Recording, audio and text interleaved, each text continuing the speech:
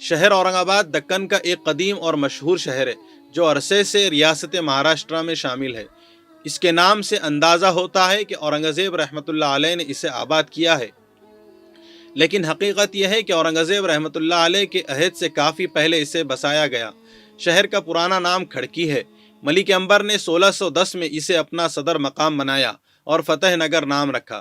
مغل دور حکومت میں اورنگزیب رحمۃ اللہ علیہ کو دکن کی صوبے داری پر فائز کیا گیا تو انہوں نے میں اس شہر کا نام اورنگ آباد رکھا اور اسی نام سے آج تک یہ شہر مشہور ہے۔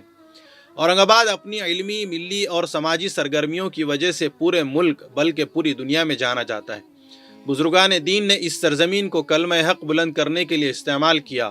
سینکڑوں مساجد، درجنوں مدارس اور بے شمار تاریخی عمارات نے اس شہر کی شان اور ملی اہمیت میں اضافہ کیا۔ پرانا شہر دن بدن وسیع ہو رہا ہے۔ قدیم محلوں میں آبادی بڑھنے سے نئی بستیاں بھی بسائی جا رہی ہیں۔ اورنگ آباد شہر کی چاروں طرف فصیل کو اورنگزیب رحمۃ اللہ علیہ نے بنوایا تھا، جس کی باقیات آج بھی موجود ہے۔ شہر کی مغربی جانب فصیل سے متصل ایک نہر بہتی ہے۔ اسی نہر سے کبھی پنچکی چلتی تھی۔ صبح و شام شہر اور دنیا بھر سے لوگ یہاں سیر و تفریح کے لیے آتے ہیں۔ اورنگ آباد میں یوں تو پرانے زمانے کی بے شمار خوبصورت عمارتیں، مسجدیں اور مقبرے موجود ہیں، لیکن ان میں جامع مسجد اور بی بی کے مقبرے کو کافی اہمیت حاصل ہے۔ تاریخی جامع مسجد کو بجا طور پر ہندوستان کی چند عظیم و شاندار مساجد میں شمار کیا جا سکتا ہے۔ اس کی تعمیر میں دو نیک دل فرما رواں یعنی ملک امبر اور اورنگزیب رحمۃ اللہ علیہ کا حصہ ہے۔ مسجد کے 47 حجروں میں مدرسہ کاشف العلوم کا آغاز ہوا، جو ترقی کر کے اب جامعہ بن گیا ہے، اور مشرقی دروازے کے باہر دو بڑی عمارتوں میں اس کے درجات لگتے ہیں اور طلباء کی اقامت گاہ قائم ہے۔ یہاں کثرت سے دینی اجتماعات ہوتے ہیں۔ بی بی کے مقبرے میں اورنگزیب رحمۃ اللہ علیہ کی بیوی بی بی رابعہ درانی کی قبر ہے۔ یہ مقبرہ آگرہ کے تاج محل کا ایک چھوٹا نمونہ معلوم ہوتا ہے۔ اسی طرح کا باغ اور نہریں، درمیان میں بلند چبوترا، اس کے چاروں کونوں پر اونچے اونچے مینار، وسط میں بڑا گنبد اور ارد گرد چھوٹی چھوٹی برجیاں اسے چھوٹا تاج محل ثابت کرنے کے لیے کافی ہیں۔ اسی لیے لوگ بی بی کے مقبرے کو دکن کے تاج محل کے نام سے بھی پکارتے ہیں۔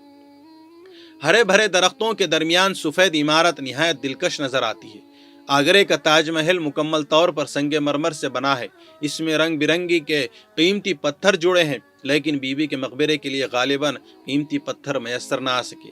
حقیقت یہ ہے کہ تاج محل کو اورنگزیب رحمۃ اللہ علیہ کے والد شاہ جہاں نے بنوایا تھا اور یہ مقبرہ اورنگزیب رحمۃ اللہ علیہ کے بیٹے محمد اعظم شاہ نے تعمیر کرایا ہے۔ یہ دونوں عمارتیں دادا اور پوتے کی بنوائی ہوئی ہیں اور اسی لیے ان میں واضح فرق ہے۔ ایک تمام دنیا میں مشہور ہے اور دوسری کی شہرت مہاراشٹر و دکن تک محدود ہے۔ نظام شاہی حکومت کے دوران بی بی کے مقبرے کو حیدرآباد منتقل کرنے کی کوشش بھی ہوئی تھی، لیکن وہ ناکام رہی۔ نواب سکندر جہاں نے یہاں ایک اور مسجد بنوائی، جس سے مقبرے کی خوبصورتی و جاذبیت پر منفی اثر مرتب ہوا۔ ایک روایت یہ بھی ہے کہ ملک شاہ نے مقبرے کو منتقل کرنے کے لیے وہاں کام شروع کرایا تھا تو ایک نیک بخت خاتون کے مقبرے کی بے حرمتی کے قدرت کو گوارا نہ ہوئی۔ ایک شب ملک شاہ کی مرحومہ بیوی دلرس بانو نے خواب میں آ کر اس پر ناراضگی ظاہر کی، لہٰذا کام روک دیا گیا اور اپنی اس غلطی کے کفارے میں ملک شاہ نے وہاں مسجد تعمیر کرا دی۔ اورنگ آباد میں ملک امبر نے نہروں کے ذریعے آب رسانی کا ایسا انتظام کیا تھا کہ شہر میں پانی وافر مقدار میں ملنے لگا، گھر گھر باغ نظر آنے لگا۔ ایسا انتظام ہندوستان کے کسی دوسرے شہر میں نہ تھا۔ جب اورنگزیب یہاں آئے تو اس شہر کی مزید ترقی ہوئی اور آبادی کئی لاکھ تک پہنچ گئی۔ ہر کمال رازوال کے مصداق، شہر کے برے دن آئے تو بستی اجڑتی گئی۔ اب پرانی عمارتوں کے کھنڈر شہر کی چاروں طرف دور دور تک نظر آتے ہیں۔ اس سب کے باوجود اورنگ آباد کی رونق میں کوئی فرق نہیں آیا۔